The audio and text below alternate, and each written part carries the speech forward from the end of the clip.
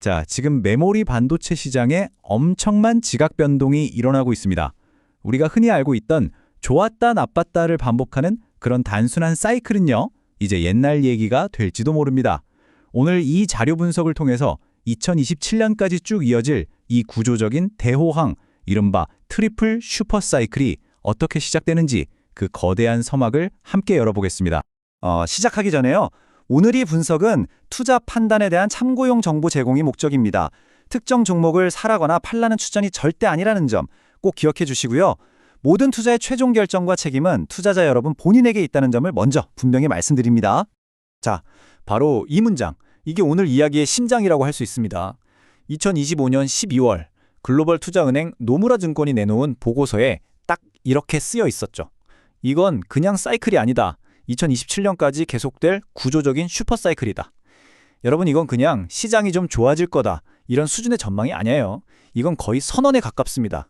시장의 게임 규칙 자체가 완전히 바뀌었다는 걸 알리는 아주 강력한 신호탄인 셈이죠. 그래서 오늘은 이 거대한 변화를 총 6단계로 나눠서 아주 깊숙이 파헤쳐 볼 겁니다. 먼저 이 트리플 슈퍼사이클이 도대체 무슨 의미인지부터 시작해서요. 왜 수요가 폭발하고 공급은 부족한지, 그리고 시장의 판을 뒤엎을 진짜 게임 체인저는 뭔지, 마지막으로 이 슈퍼사이클의 승전은 누가 될 것이고 우리는 어떤 투자 전략을 세워야 하는지까지 차근차근 짚어보겠습니다. 자, 첫 번째 장입니다. 반도체 새 시대의 서막. 도대체 트리플 슈퍼사이클이라는 말이 왜 나왔는지 그 속뜻부터 한번 제대로 알아보겠습니다. 두 번째 장은 수요 폭발입니다. 모든 변화의 진원지죠. 바로 AI가 어떻게 이 시장의 수요를 말 그대로 터뜨리고 있는지 그 실체를 들여다보겠습니다. 자, 그럼 이 트리플 슈퍼사이클이란 게 대체 뭘까요? 예전에는요, D램 시장 따로, 낸드 시장 따로 각자 다른 주기로 움직였잖아요. 그런데 지금은 완전히 달라요.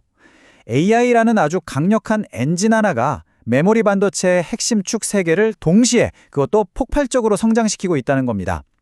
AI 학습에 필수적인 고대역폭 메모리, HBM, 그리고 AI 추론에 필요한 일반 D램과 데이터를 저장하는 낸드 플래시까지, 이 세 바퀴가 한꺼번에 굴러가는 전례 없던 현상, 이게 바로 트리플 슈퍼사이클의 본질입니다. 여러분, 여기가 정말 흥미로운 지점인데요. 새로운 수요의 엔진으로 소버린 AI, 그러니까 국가가 직접 나서는 AI가 등장했다는 거예요. 이제 메모리 반도체를 사들이는 큰손이 빅테크 기업만이 아니라는 거죠. 미국, 싱가포르, 중동 같은 각국 정부가 데이터 주권과 국가 안보를 걸고 직접 AI 인프라를 만들고 있습니다. 이게 왜 중요하냐면요. 이건 기업 투자처럼 경기가 안 좋다고 쉽게 줄어드는 그런 수요가 아니에요. 아주 단단하고 안정적인 수요의 바닥, 일종의 안전망을 만들어준다는 의미입니다. 시장의 변동성을 확 줄여주는 거죠. 자, 이 숫자 좀 보세요. 4,450억 달러. 우리나라 돈으로 하면 계산도 잘 안 되네요. 노무라 증권은 2020년에 메모리 시장 전체 크기가 이 정도가 될 거라고 예측합니다. 이게 어느 정도냐면 불과 1년 만에 시장이 거의 2배로 커진다는 얘기예요. 이건 그냥 경기가 회복되는 수준이 아닙니다. 산업의 판 자체가 근본적으로 커지고 있다는 가장 확실한 증거죠. 세 번째 장, 공급 절벽입니다. 수요는 이렇게 터져나가는데 왜 공급은 이걸 도저히 따라가지 못하는 걸까요? 그 구조적인 이유를 파헤쳐 보겠습니다. 핵심 키워드는 바로 2028년입니다. 이 타임라인을 보시면 답이 바로 나옵니다. 반도체 공장, 우리가 팹이라고 부르는 거 있잖아요. 이거 하나 짓는데 시간이 어마어마하게 걸립니다. 2025년, 지금 당장 요씨 짓자 하고 투자를 결정해도요. 땅 파고 건물 짓고 비싼 장비 들여놓고 수요를 안정시키는 데까지 꼬박 2년에서 3년이 걸려요. 그러니까 지금 이 부족 사태를 해결해 줄 의미 있는 물량은 빨라야 2028년에나 나온다는 계산이 나옵니다. 2027년까지는 공급 부족이 그냥 정해진 미래나 다름없는 거죠. 근데 이 공급 부족을 더 심각하게 만드는 주범이 또 있습니다. 바로 HBM이에요. 이걸 전문용어로 생산능력 잠식 효과라고 하는데요. 쉽게 말해 제살 깎아먹기 같은 겁니다.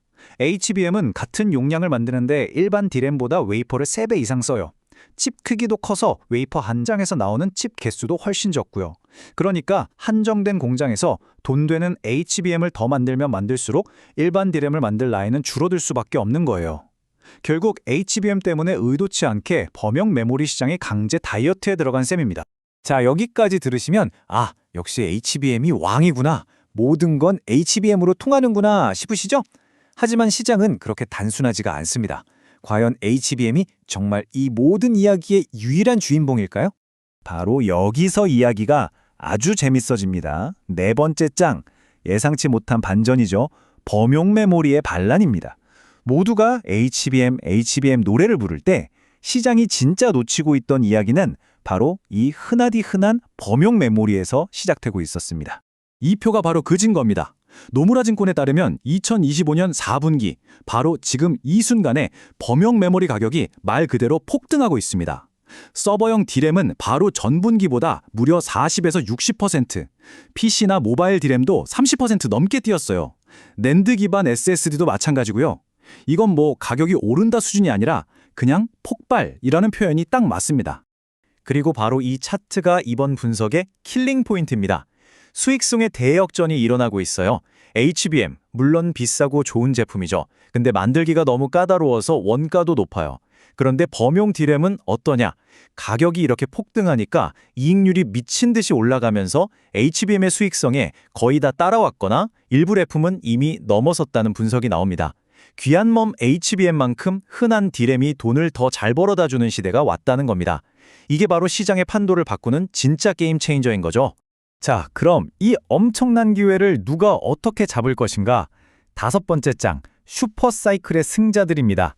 이 거대한 과실을 두고 경쟁하는 두 거인, 삼성전자와 SK하이닉스의 전력을 한번 비교해 보겠습니다. 먼저 삼성전자입니다. 노무라는 삼성이 정말 영리한 투트랙 전략을 쓰고 있다고 봅니다. 지금 당장 피 터지게 싸우는 HBM3 경쟁에 목숨 걸기보다는 오히려 지금 수익성이 폭발하는 범용 메모리 시장에서 압도적인 생산력으로 이익을 그냥 쓸어 담고 있다는 거예요. 그리고 동시에 다음 세대 기술인 HBM4 시장을 선점하는 데 집중하는 거죠. 현재의 이익과 미래의 기술 리더십, 이 두 마리 토끼를 다 잡겠다는 정말 거인다운 전략입니다. 반면에 SK하이닉스는 HBM 시장의 절대 강자답게 아주 유전한 플레이를 보여줍니다. 이미 확보한 HBM 리더십을 바탕으로 시장 상황을 봐가면서 생산 라인을 HBM과 범용 메모리 사이에서 자유자재로 움직이는 거예요. 지금 범용 메모리가 돈이 된다. 그럼 그쪽으로 비중을 늘리고 HBM 수요가 더 좋다. 그럼 또 그쪽으로 옮겨가고 시장의 흐름에 맞춰서 이익을 극대화하는 챔피언의 노련함이 돋보이는 전략이죠. 그래서 노무라가 내놓은 최종 결론은 정말 입이 떡 벌어지는 숫자들입니다. 목표 주가 삼성전자 16만 원, SK하이닉스 88만 원, 그리고 2026년 예상 영업이익이요. 삼성전자가 무려 133조 원, SK하이닉스가 99조 원입니다. 특히 SK하이닉스는 2027년에는 전 세계 파운드리 1위인 TSMC의 이익을 넘어설 수도 있다는 정말 역사적인 전망까지 내놨습니다. 그야말로 천문학적인 숫자들의 향연입니다. 자, 드디어 마지막 장입니다. 투자 전략. 이 모든 분석을 바탕으로 그래서 우리 투자자들은 지금 뭘 어떻게 해야 하는지 그 자세에 대해 정리해 보겠습니다. 물론 장밋빛 전망만 있는 건 아닙니다. 리스크도 당연히 있죠. 내년에 HBM 가격이 잠깐 조정을 받을 수도 있고 또 세계 경제가 안 좋아져서 스마트폰이나 PC 같은 IT 기기 수요가 줄어들 수도 있어요. 하지만 보고서는 AI 데이터 센터에서 나오는 이 구조적인 수요가 워낙 강력해서 이런 우려들을 다 상쇄하고도 남을 거라고 보고 있습니다. 또 아까 봤듯이 HBM이랑 범용 메모리 생산을 유연하게 조절할 수 있으니 이게 일종의 완충 장치가 되어줄 거고요. 그렇다면 2026년과 2027년 이 슈퍼사이클을 헤쳐나갈 우리 투자자들의 마음가짐은 어때야 할까요? 딱 세 가지입니다. 첫째, 단기적인 주가 등락 같은 소음에 흔들리지 말고 이 구조적인 변화의 큰 그림, 즉 숲을 봐야 합니다. 둘째, 가격 결정권이 이제 갑이었던 수요자에서 을이었던 공급자로 완전히 넘어왔다는 이 힘의 이동을 제대로 이해해야 합니다. 마지막으로 메모리 반도체가 더 이상 그냥 흔한 부품이 아니라 AI 시대의 핵심 자산으로 그 가치가 완전히 재평가되고 있다는 점을 받아들여야 합니다. AI가 새롭게 써내려가는 반도체의 역사. 지금 우리는 그 거대한 변혁의 한복판에 서 있습니다. 이 역사적인 무대에서 여러분은 그저 지켜보는 관객으로만 남으시겠습니까? 오늘 우리는 노무라 증권의 보고서를 통해 메모리 반도체 시장의 트리플 슈퍼사이클을 깊이 있게 분석해 봤습니다. 핵심은 AI가 만든 구조적인 수요, 2028년까지 이어질 공급 부족, 그리고 모두의 예상을 뒤엎은 범용 메모리의 화려한 부활이었습니다. 이 거대한 흐름을 이해하시는데 오늘 분석이 도움이 되셨기를 바랍니다.